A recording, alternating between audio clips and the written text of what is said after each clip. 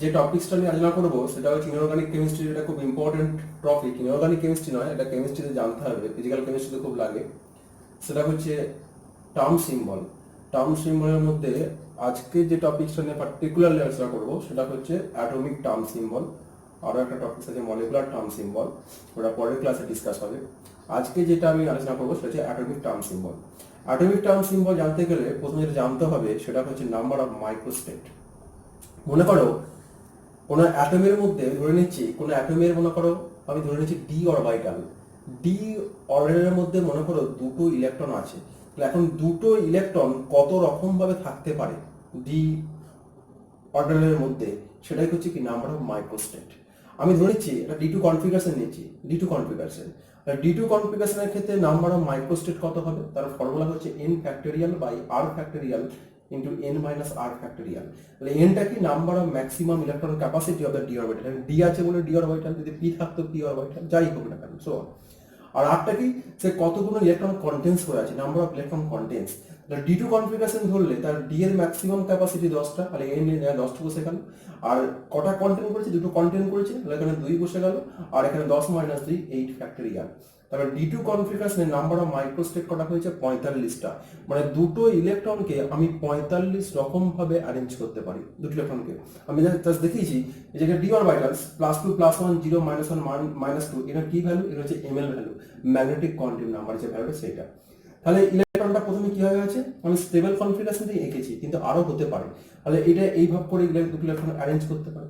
এটাও হতে পারে যদি ইলেকট্রনটা 45 রকম ভাবে ইলেকট্রনটা এখানে না থেকে আবার এখানে থাকতে পারে দুটো ইলেকট্রন।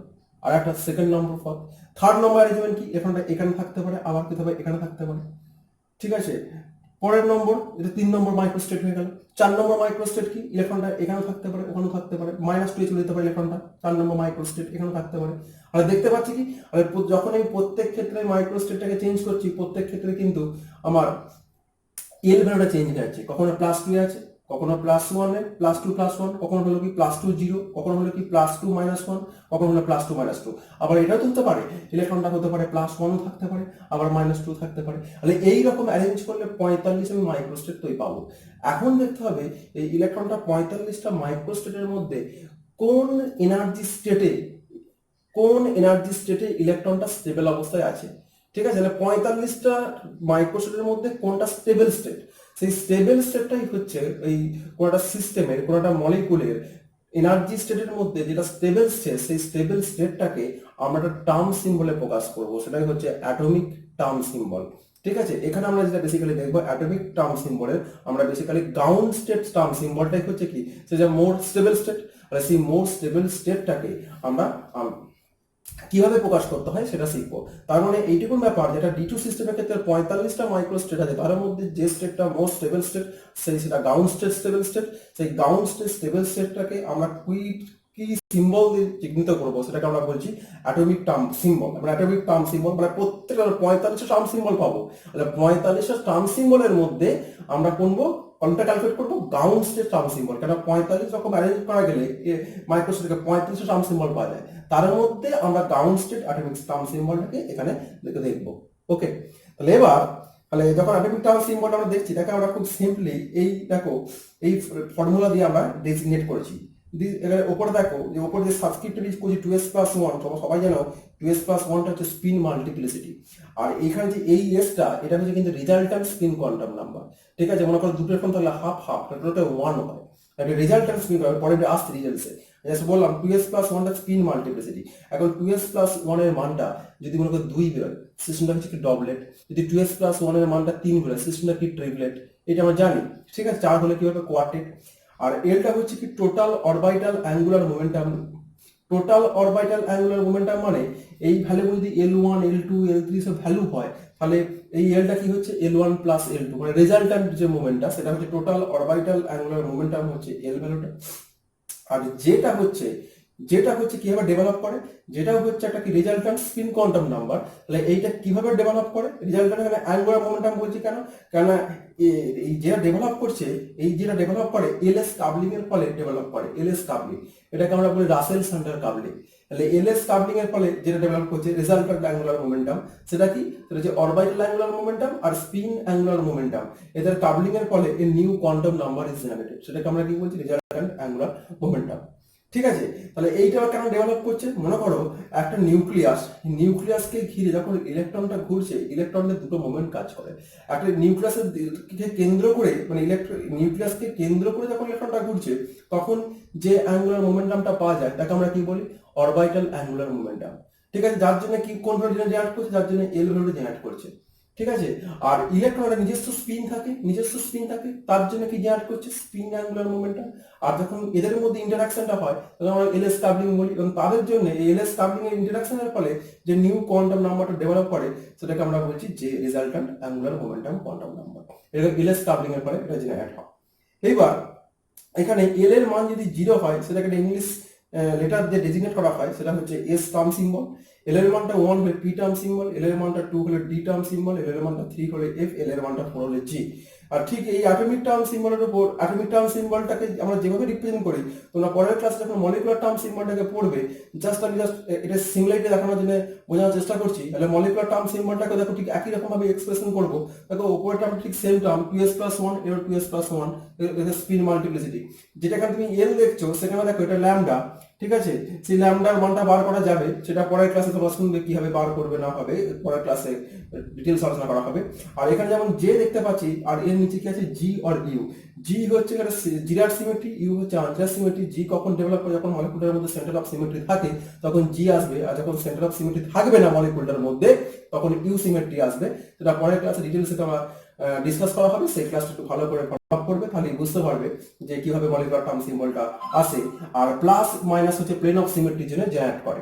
ঠিক আছে, আর এখানে যেমন S P D F G হয়, ওখানে রোমান লেটারে লেখা হয়ে থাকে যে বড় এই ল্যামডার মানটা 0 হলে সেটা হয়ে যায় সামেশন, ল্যামডার মানটা 1 হলে হয় পাই, 2 হলে হয় হচ্ছে ডেল, 3 হলে হচ্ছে ফাই। ঠিক আছে, এবার আমরা টোটালটাই অ্যাটমিক টার্ম সিম্বলে ডিসকাস করব, মলিকুলার টার্ম সিম্বলটা পরের ক্লাসে হবে।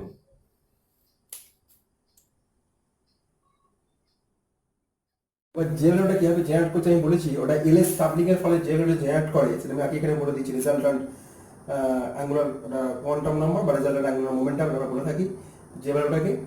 এবার যে ভ্যালু জেনারেট করছে দেখো, এবার এলএস কাপলিং এর ফলে এবার জে এর মানটা কি হবে, যখন কোনো system less than half field হয় তখন জে এর মান হয় এল মাইনাস এস, আমি লিখে দিচ্ছি এখানে। ঠিক আছে, আর সিস্টেমে যখন পুরোপুরি হাফ ফিল্ড হবে তখন জে এর মানটা 0 করবো। আর যখন সিস্টেমটা মনে করো মোর দেন হাফ ফিল্ড হবে তখন কি হবে, এল প্লাস এস। মনে করো P6 সিস্টেম, তাহলে P6 এর লেস দেন হাফ ফিল্ড কোনটা হবে, 1 2 মানে একটা কিংবা 2 ইলেকট্রন হলে কি হবে, লেস দেন হাফ ফিল্ড, তখন এল মাইনাস এস ইউজ করবো। যখন মনে করো 3টের বেশি হয়ে যায় ইলেকট্রন তখন কি ইউজ করবো, এল প্লাস এস ইউজ করবো। একটা এক্সাম্পল দিলে ব্যাপারটা ক্লিয়ার হবে। এইবার এই যে আমি বললাম যে রেজাল্টেন্ট অরবিটাল অ্যাঙ্গুলার মোমেন্টাম, যে এলটা টোটাল অরবিটাল অ্যাঙ্গুলার মোমেন্টাম কিভাবে জেনারেট করছে, তাহলে এগুলো ভ্যালু হয় L1 L2 এসব ভ্যালু হয় যদি হয়ে থাকে, তাহলে এল ভ্যালুটা কিভাবে জেনারেট করে, মানে ভেক্টোরিয়াল সামেশনের ফলে জিনিসটা আসে। তাহলে এলটা কিভাবে আসে, L1 plus L2, L1 plus L2 minus 1, মানে সমান এতগুলো হতে পারে। তারপর কি L1 প্লাস L2 মাইনাস 2 করে L minus 2, L1 minus L2, যার এই এতগুলো মান ক্যালকুলেট করা যায়, এতগুলো এল এর মান আসতে পারে, কিন্তু এল এর মান যাদের মধ্যে যেটা ম্যাক্সিমাম হবে আমরা সেই স্টেটটাকে কিন্তু নেবো, কারণ সেটা হচ্ছে মোর স্টেবল স্টেট। ঠিক আছে, মানে এইসব ক্যালকুলেশন করে দেখবে যে এল এর মান L1 প্লাস L2 মাইনাস 1, তাহলে কি হবে 1 প্লাস 0 মাইনাস 1, তাহলে এই জন্য কত স্টেট হবে, 0 হয়ে গেল। 0 হলে কি হয়, এস হয়। আর L1 প্লাস L2 হলে কি হবে, 1 প্লাস 0, এটা কি হবে, পি হবে। আর কোনটাকে আমরা নেবো, পিটাকে নেবো। কেন, কারণ মোর দেন মানে হাইস্ট এল ভ্যালুটা হচ্ছে মোর স্টেবল স্টেট। এটা এখন একটু হুন্স রুল, হুন্সের সূত্র, যত এল ভ্যালুটা বেশি হবে তত সিস্টেম মোর স্টেবল হবে। সিমিলারলি ওপরে যে স্পিন মাল্টিপ্লিসিটি বেশি হবে সিস্টেম হচ্ছে মোর স্টেবল হবে। তার মানে এইটা দেখা রুলটা কিভাবে মানে করা যায়, আমি সিম্পলি ভাবে জেনারেলাইজ করে দিচ্ছি যে স্পিন মাল্টিপ্লিসিটি মান যত বেশি হবে তত সিস্টেম হচ্ছে মোর স্টেবল হবে। ফার্স্ট। সেকেন্ড হচ্ছে যত এল এর মানটা বাড়বে, মানে হাইস্ট এল ভ্যালুটা তত বেশি হবে, এল এর মান যত বেশি বাড়বে তত সিস্টেম বেশি মোর স্টেবল হবে।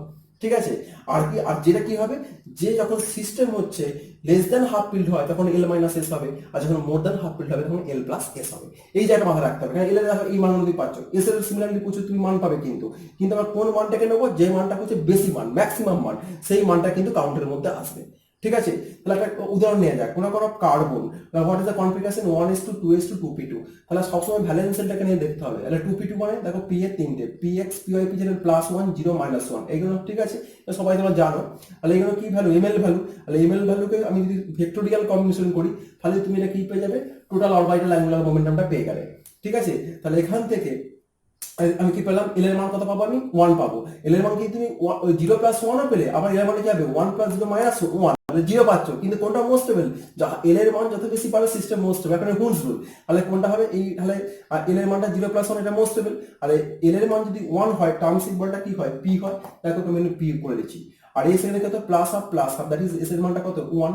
ঠিক আছে, তাহলে স্পিন মাল্টিপ্লিসিটি কত হবে 2s + 1, তাহলে কি হবে 2 × 1 + 1 দিস ইজ 3, মানে ট্রিপলেট হয়ে গেল। ঠিক আছে, এইবার এটা পি এ কি দুটো লেখা আছে, তাহলে পি এর দুটো লেখা থাকা মানে কি লেস দ্যান হাফ পিরিয়ড, আর লেস দ্যান যদি হাফ পিরিয়ড হয় কি হয় l - 1, আর l এর মানটা কত 1। দেখো l এর মান কত হয়েছে 1, s এর মান কত অবভিয়াসলি 1, s মানে s 1, তাহলে 1 - 1 মানে 0। তাহলে what is the term symbol, তাহলে প্রথমে এল এর মানটা মনে পি টার্মটা এসেছে, আর স্পিন মাল্টিপ্লিসিটি কত বেরিয়েছে 3 বেরিয়েছে, তাহলে উপরে 3 করে দিয়েছি। আর নিচে দেখো লেস দ্যান যেহেতু হাফ ফিল্ড, l - s এর মানটা যে মান 0 বেরিয়েছে, তাহলে 3p0। তাহলে কার্বন 6 এর ডাউন স্টেট টার্ম সিম্বল কত 3p0। আর এবার আমি আসলে ডি ব্লক এলিমেন্টস এর ক্ষেত্রে আমি আসবো, ডি ব্লক এলিমেন্টসটা হলে আমার এইটা কিন্তু হয়ে যাবে।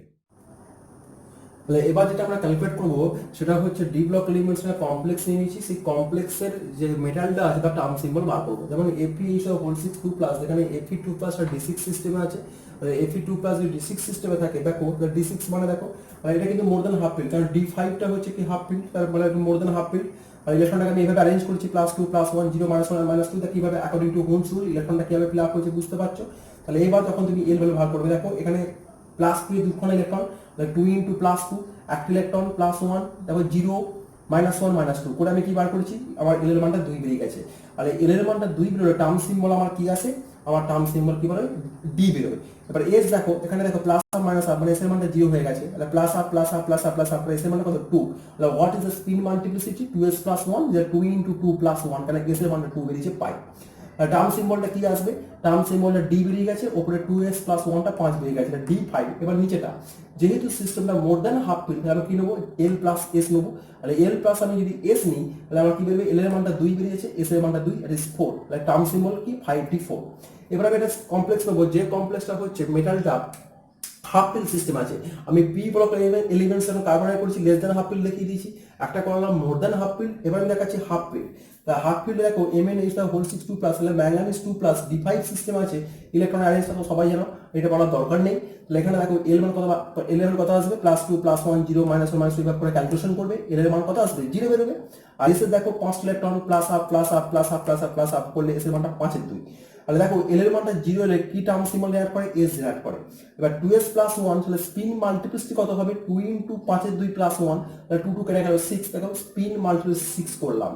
ঠিক আছে, এইবার আমার নিচের জায়গাটা আমার কি হয়েছে, লেস দ্যান হাফ পিল হলে l - s, more than half fill হলে l + s। ঠিক আছে, লেস দ্যান হাফ পিল হলে l - s, more than half fill হলে যদি l + s হয়, তাহলে এই জায়গাটি একটু খেয়াল করে দেখতে হবে যে তাহলে এইখানে তুমি l - s তুমি যাই করো না কেন, তুমি যদি l - অ্যাকচুয়ালি কি তুমি ভাবছো যে 0 করে দেবো, তুমি কি ভাবছো 0 করে দিই, কারণ l - s less than half fill, more than half fill l + s।